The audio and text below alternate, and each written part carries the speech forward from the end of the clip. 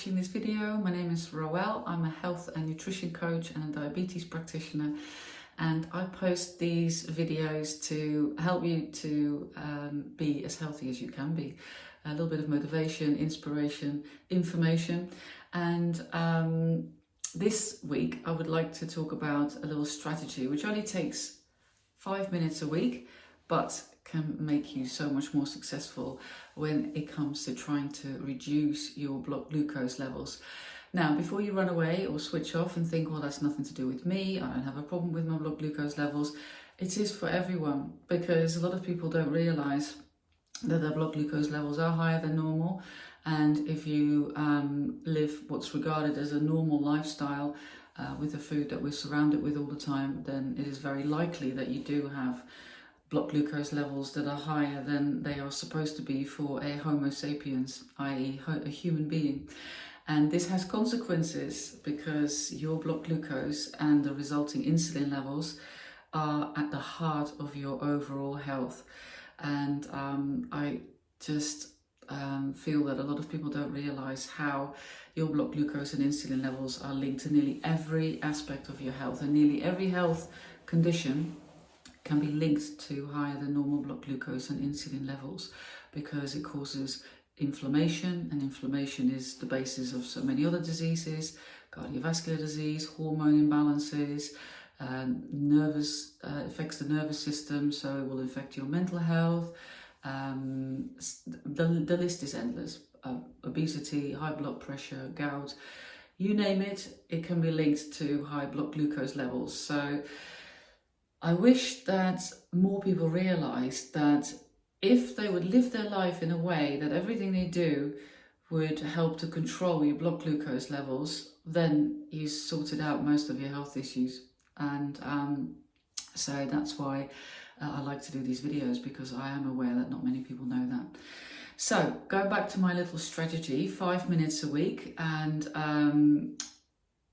I think keeping things simple is always the best way to be successful, because if you overwhelm yourself with information or things that you have to do, then I don't think you're going to keep on doing it. And if you can't create consistency, then I don't think you're going to be successful in the long run. So it's really important that you find an easy way to make these lifestyle changes. And when it comes to blood glucose levels, or when it comes to your health in general, it is the same.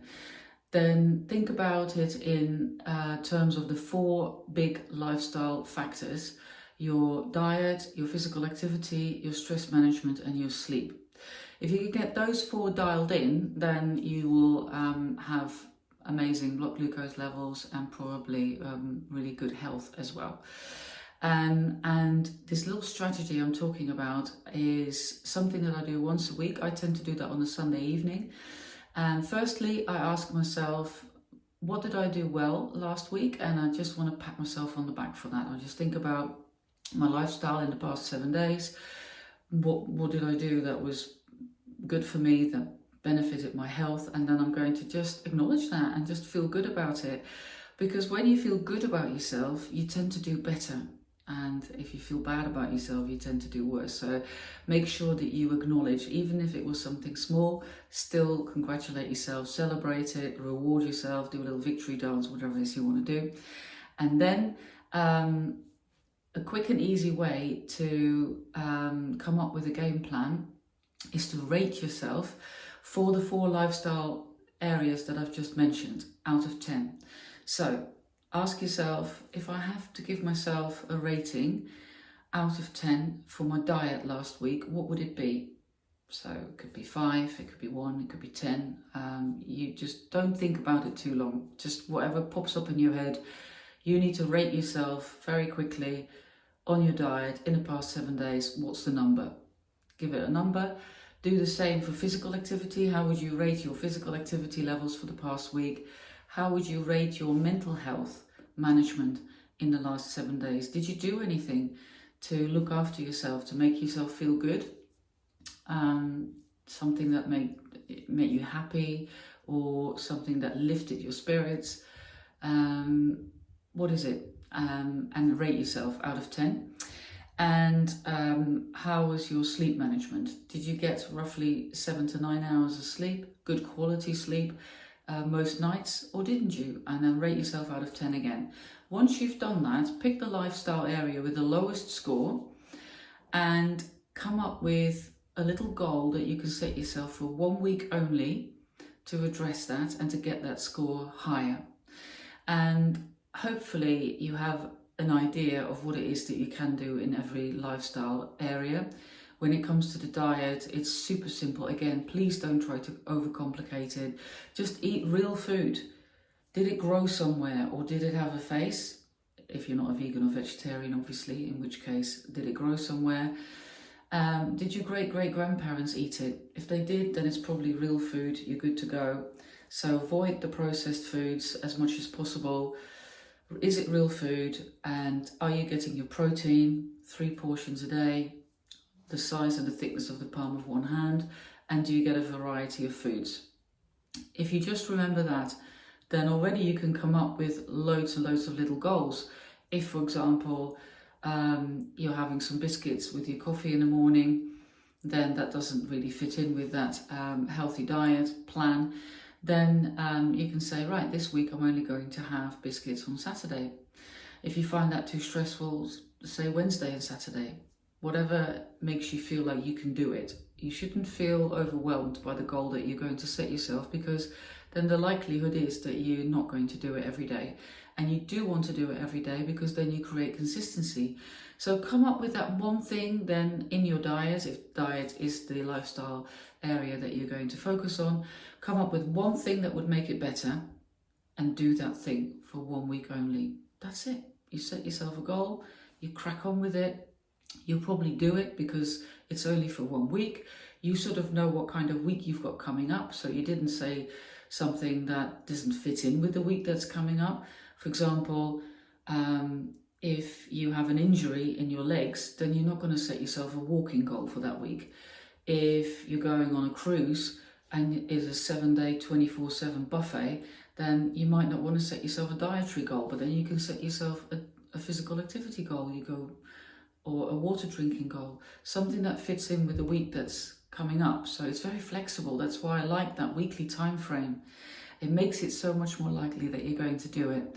So you've picked one area, you set one goal, you made it very specific. What is it exactly that you're going to do? How long for? Where? Who with? As much detail as you can. And write it down to remind yourself if you like, and leave it out somewhere. Make a little grid, tick it off every day if you like. And do it. And then the following week, you do exactly the same. 5 minutes, you're going to review the goal that you set yourself last week. Did you do it?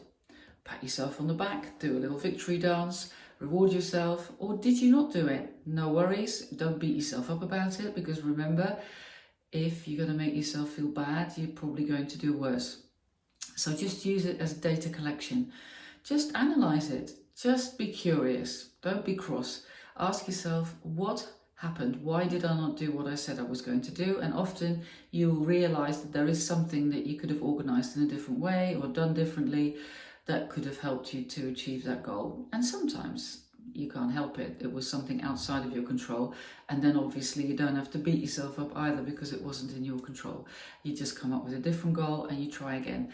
And if you do this week after week after week after week, no excuse. Even if you're in hospital, if it's Christmas, if you've got the whole family staying over, if you're moving house, it doesn't matter.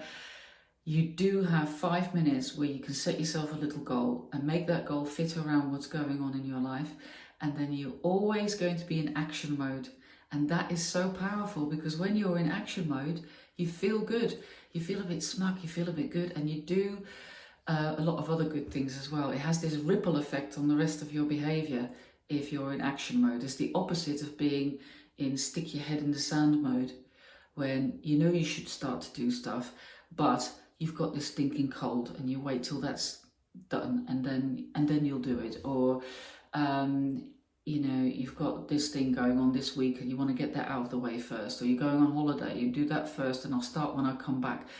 Don't do that. You can still set yourself a little goal, but just make it so that it fits around what you've got going on that week. So you're on your way. you've got that ball rolling, and that's like a snowball. It will grow bigger and bigger and bigger, and you will find that you're going to be super successful, because every week you keep adding on some of these things. You roll over into the next week, you think, yeah, I can do that again. And then it becomes a habit. You don't even have to set yourself a goal around it anymore. And some of these things you might want to pause for a week, but then you do something else. You're always doing something. And that is my little secret that can help you to be super successful. Right. If you need any help with, if you can't think of what you need to do in these areas to reduce your blood glucose levels, then feel free to contact me. My contact details are on the website. Or you can just put it in a message to me on Instagram or Facebook, although I haven't been that active on social media. To be honest, I don't really like it, but I realise that I sort of have to use it. That's always my, I'm always torn, because I feel I should. It's a way to connect with people, but I'm not a massive fan of it. And obviously I do, use YouTube to post these videos, and that's kind of, is it social media? I don't know. Anywho, reach out if you need some help. Also, I do have a really great little resource that you can request as a gift. It is a handbook, a workbook for goal setting, effective goal setting, and it comes with a webinar, but it works really well on its own as well. So if you want that little workbook, then I'll put the link below this video, and I will also put the link to my web page where I publish the webinars that I organise. They are also free 1-hour webinars where I'll talk about a health topic, and to inspire you to take action and to be the best you can be. Right, thank you for watching. Don't forget to set yourself a little goal for this week. Rate yourself out of 10 in all the 4 lifestyle areas, and then set yourself a little goal. And hope to see you again in my next video, which will be next week. And if you celebrate Easter, have a good one. And if not, have a good weekend anyway. Love you lots. Bye.